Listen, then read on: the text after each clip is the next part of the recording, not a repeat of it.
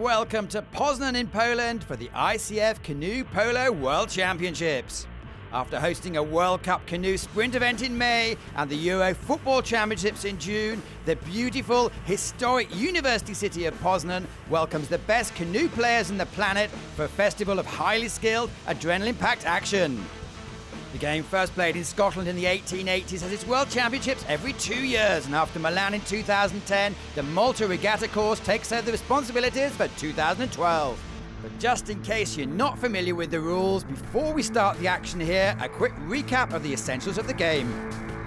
Canoe polo is a mixture of five-a-side football, basketball, water polo, where two teams of five compete on a pitch that's 35 metres long, 23 metres wide, and the important bit for somebody watching is the last 6 metres at each end, because then there can be significant contact between the boats.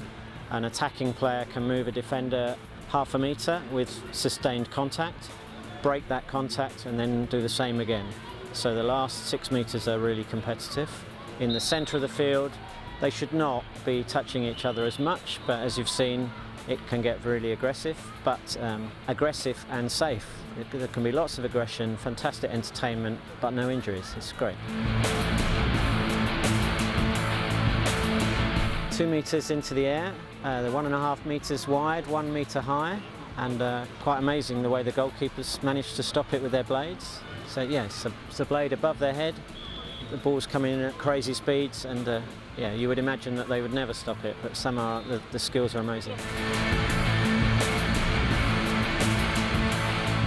Boats are 3 metres long, Kevlar, carbon, various constructions are used.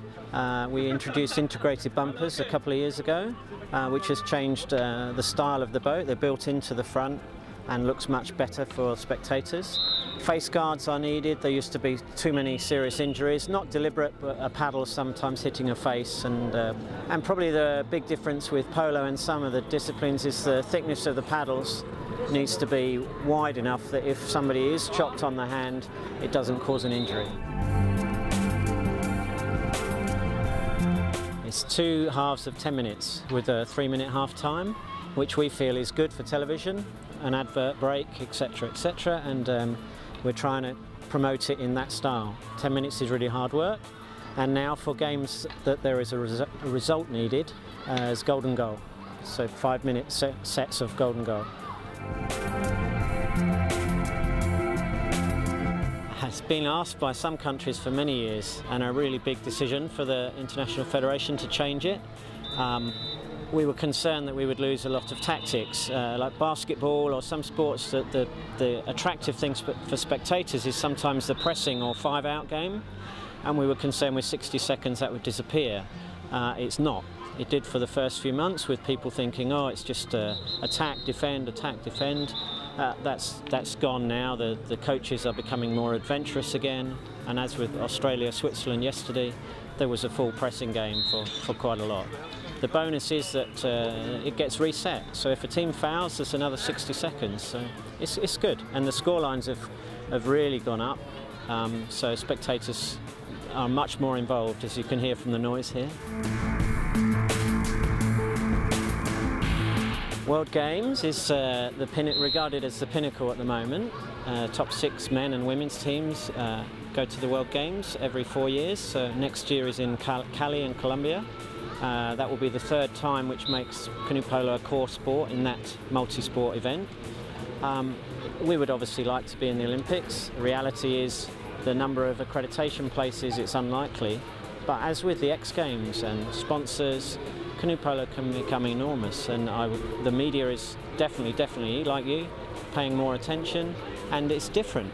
The dynamic atmosphere and the actual attrition between the players, you don't get that in other canoe disciplines.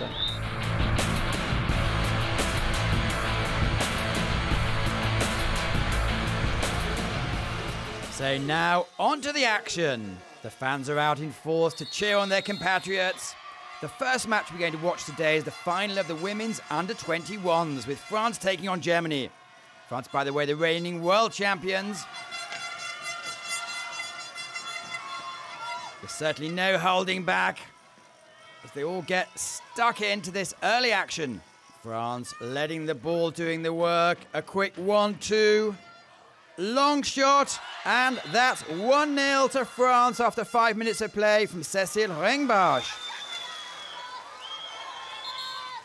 But the Germans still in high spirits as they set up the next attack.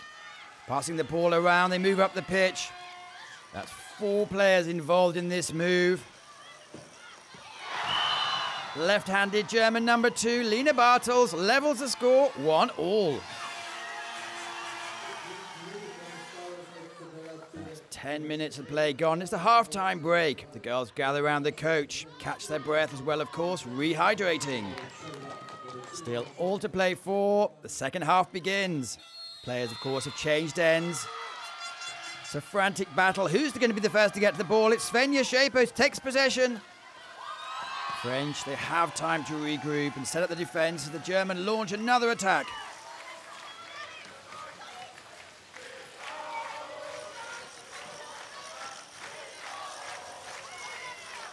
An acceleration. 2 quick passes.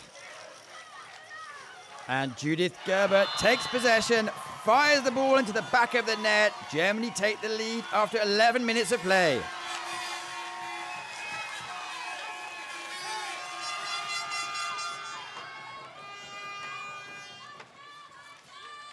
The Germans are really starting to take control of the match. Look to set up another well-worked move. Throwing the ball around, creating space. They just need to make sure they remember to shoot within 60 seconds of taking possession. It's another goal for Germany. Angie Koenig, close range. That's 3-1 after 16 minutes. 4 minutes left on the clock. The French determined to show what they can do. Slow build up.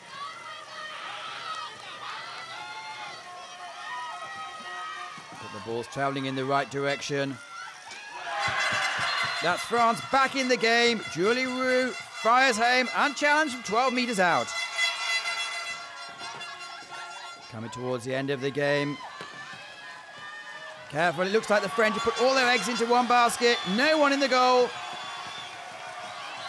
The Germans clear, must be a formality. Svenja Schaeper won't score an easier goal than that. Germany 4, France 2. The clock counts down. It's all over. Germany have beaten France and take the gold medal in the women's under-21 final. The Germans remain unbeaten throughout the whole tournament.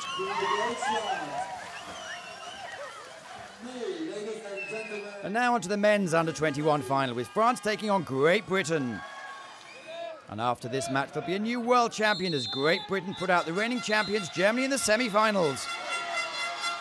And they're off. France wearing blue, Great Britain in red. False start from the Brits. France take possession and immediately start throwing the ball around. Great Britain have packed the defence. It's not going to be easy to penetrate.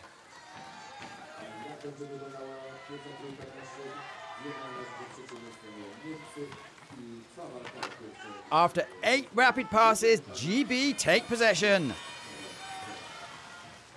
It's a slow build-up, passing the ball around and looking for space. With the 35 by 23 metre pitch, plenty of space for the 5 players to look about and see what the options are.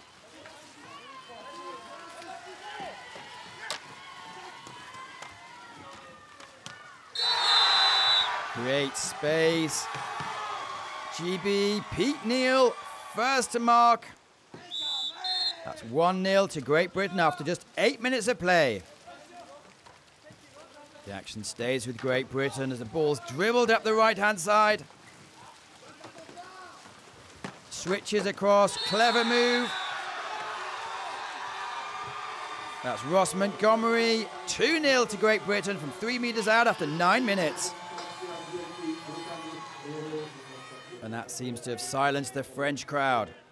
Approaching half-time, the French throwing the ball around. Remember, they've only got 60 seconds before they have a shot. It's all a bit messy in there.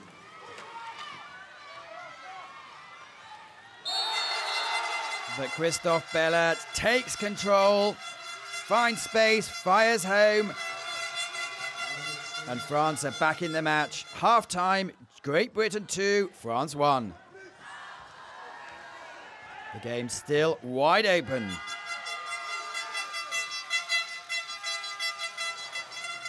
Back to the action. Whoop, there's a bit of a push. Bit of a dramatic theatre play, but he gets up and he's okay. Simple but effective. The ball passed around the pitch by the French. Space is fine. 5 meters out. And a goal for France with delighted David Linner. The score is 2-2. Great Britain in possession. A clever pass from number 1, Jack Robinson. Space found. The shot goes in, but it's saved on the line. Possession back to the French. You'll have to get back quickly, Brits. Great Britain defence being stretched to the limit. And too far. Matthew Delettre, France taking the lead for the first time in the match. That's 3-2.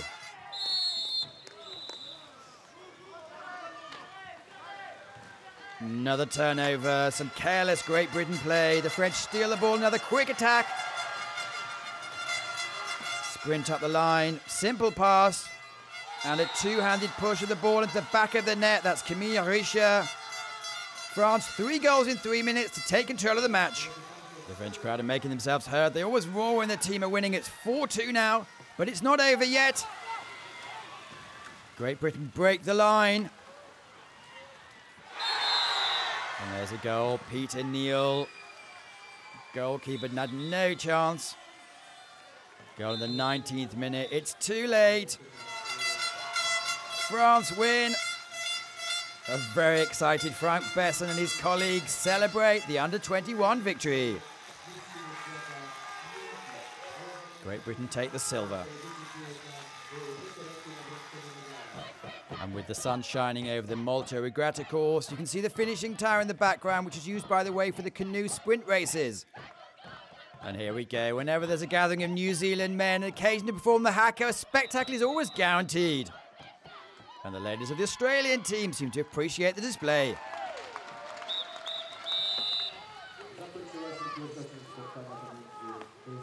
Here we have the bronze medal match between New Zealand and Australia.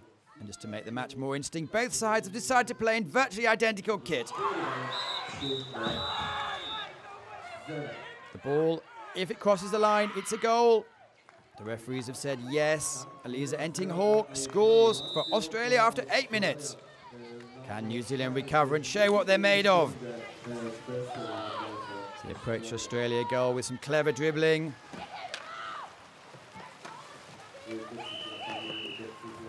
Although perhaps a pass might have been a better option. The Australians take possession of the ball, some muscly play. The Australians setting themselves up again for a very quick breakaway.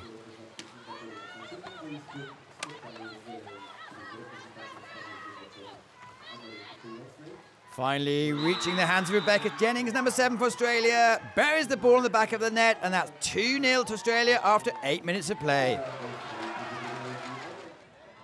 10 minutes gone and 10 minutes to go. Time to take stock and refresh.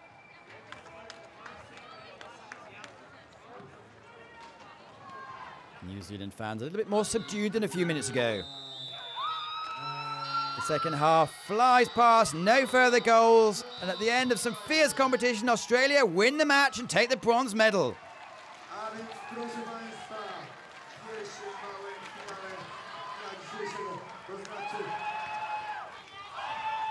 And even the coach decides to take a dip and join the celebrations.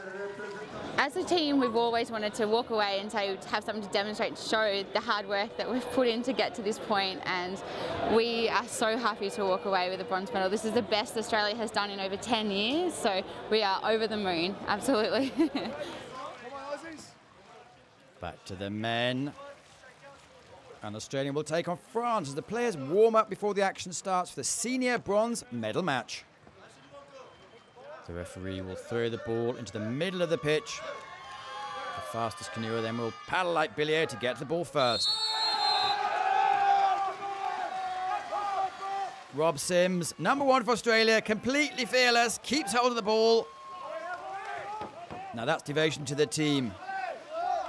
Australia happy to throw the ball around, waiting for the right opportunity. Remember, they only have 60 seconds before they have to shoot or they lose possession.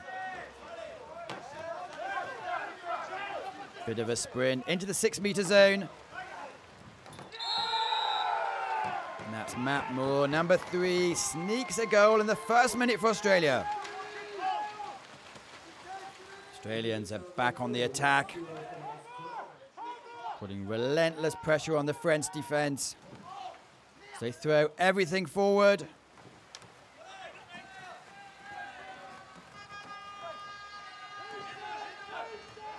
Excellent French defending here.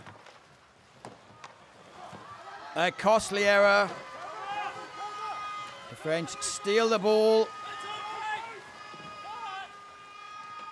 It's as easy as that. 25 meters out. Patrice Bellat for France. 1-1, and the French fans are loving every moment of this. More quick thinking from the French. Defending the ball well. Spread the play to the other side. The French making it look ridiculously easy. Thomas Brentou, number 1 from France. French leading 2-1 as the halftime approaches.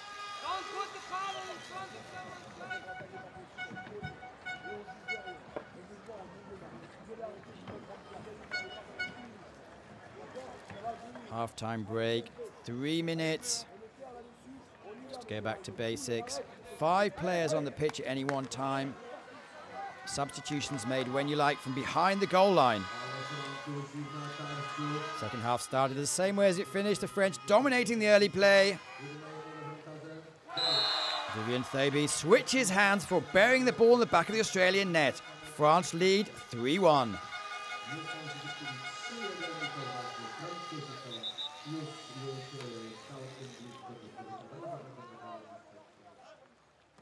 The French finally starting to show that the hours of practice gives rewards. The ball's quickly passed around the team. The inevitable shot, and Thomas Brentou scores his second goal of the game. France now leading by 4-1 with only 2 minutes remaining on the clock. In all sports, the Australians are known for their never-say-die attitude. Let's see what they can do with 2 minutes to go. They have possession of the ball.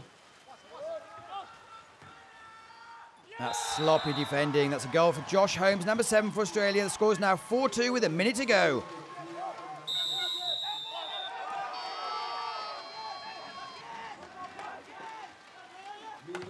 Another mistake. That's the second goal for Josh Holmes. Going to be proving too late for Australia. France win the match. 4-3. Not ecstatic because, to be fair, they did want the gold medal. The team have refound their timing, and when they have their timing, the play seems easy and we score goals. We don't concentrate so the thing's too complicated. Sunny weather, a big noisy crowd, and some of the world's top players in action. Now it's time to enjoy the final of the women's gold medal match between Germany and Great Britain. Great Britain, the reigning world champions, having won in Milan 2 years ago. As the 8 players line up before the match.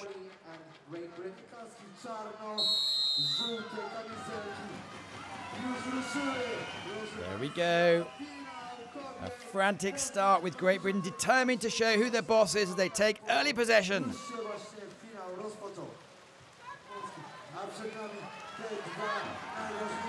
But there's a mistake. Germany steals the ball, quickly passed upfield.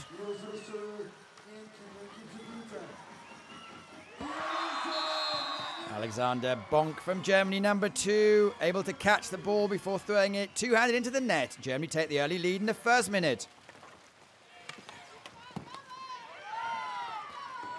Again, another mistake from Great Britain. Quick thinking from the goalkeeper. Some very fast paddling, very clever play from Germany. Alina Giles sprints up, by herself, 2-0 to Germany after 2 early breakaways.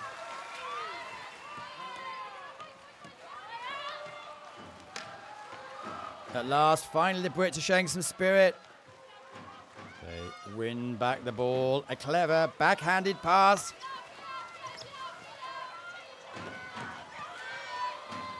They've broken down the German defence. It's a clever catch and throw from Zoe Antony. Germany leading 2-1. But a few seconds later, it's Germany gaining possession. Dangerous position. They're just proving too strong for the Brits. Stephanie Esser, number 7 for Germany. Germany lead 3-1. And we've just had 3 goals in the last 2 minutes. It doesn't get much more exciting than this. Half-time break, a bit of refueling. Also a chance to listen to the wise words of the coach.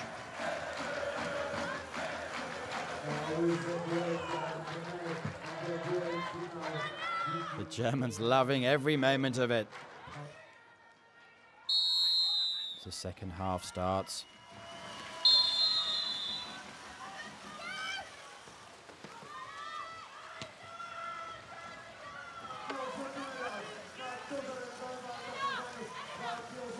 That's a steal for the Germans. A bit messy. Get your canoe off my canoe, please. Now look at this. A roll. Keeps the ball in the hand. Shoots. Thank you very much. Goal for Germany. Caroline Sinsel. Germany leading 4-1. Unfortunately, the end of the suspense. A resounding 4-1 victory for the German team, who take the gold medal. Great Britain taking the silver and Australia the bronze.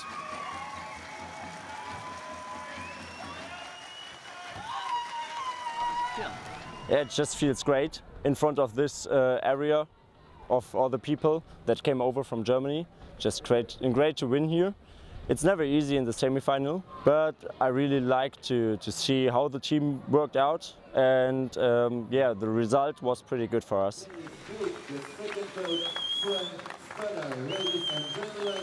The last final of the day, the men's gold medal match between Germany and the Netherlands. Netherlands, by the way, twice won the World Championships before, 2004, 2008. Another frantic start. Oh, there's a bit of a push, but he manages to get up. And the Dutch retained possession. Now starting to throw the ball around. Remember, they just have 60 seconds to shoot.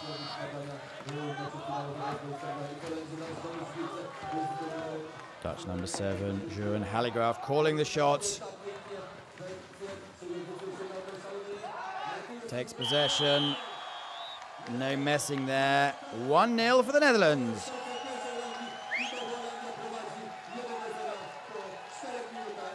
It's always the same with the Dutch Orange Army. They follow the national teams wherever they are on the globe.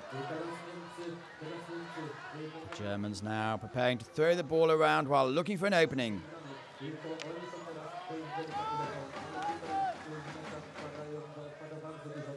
All 5 Germans are on the attack.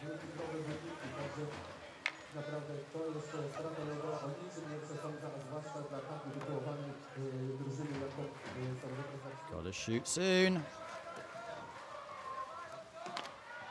Thank you very much. Lucas Richter wrestles himself free and fires an unstoppable shot home from close range. That's 1-1 after 4 minutes of play.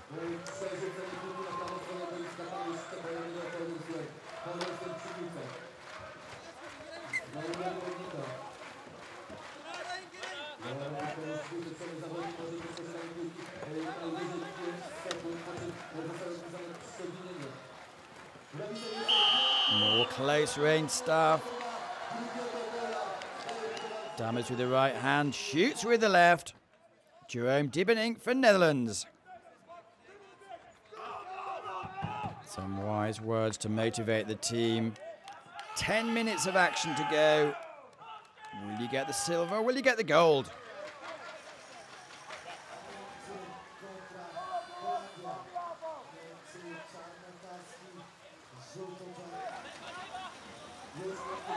Battles going from end to end. Here we see the action. Just 7 minutes left. It's now 3-all. And now with the tension mounting, it was 4-all at full time. A golden goal. Whoever scores first will win the gold medal.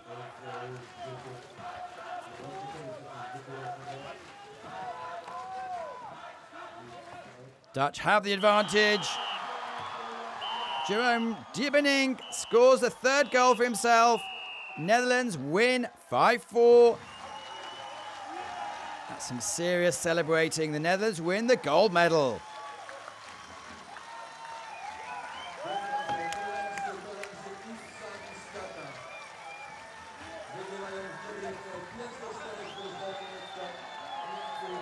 Yeah, goal. It's of course best way of winning. It's ending it with in ultimate climax. Perfect. And now time to celebrate. The Women's World Champions at Germany, silver to Great Britain, with Australia taking the bronze medal. And for the men, France take the bronze, Germany take the silver, but the winner of the gold medal is the Netherlands. So that's it from Poznan for the 2012 ICF Canoe World Championships.